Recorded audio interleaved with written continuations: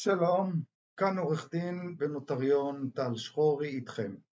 היום אני רוצה לחשוף בפניכם סעיף מיוחד שרצוי להוסיף לכל חוזה נדל"ן, והוא יכול להציל אתכם מאסון כלכלי. זהו סעיף שמדבר על בדיקות טרום השלמה. סעיף פשוט אבל קריטי.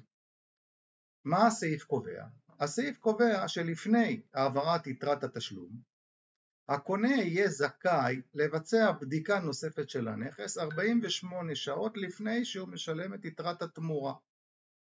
נשמע שולי? בהחלט לא. אשתף אתכם במקרה, לקוחה שלי שרכשה דירה ב-2.4 מיליון שקל, ביקשה לערוך בדיקה כזו.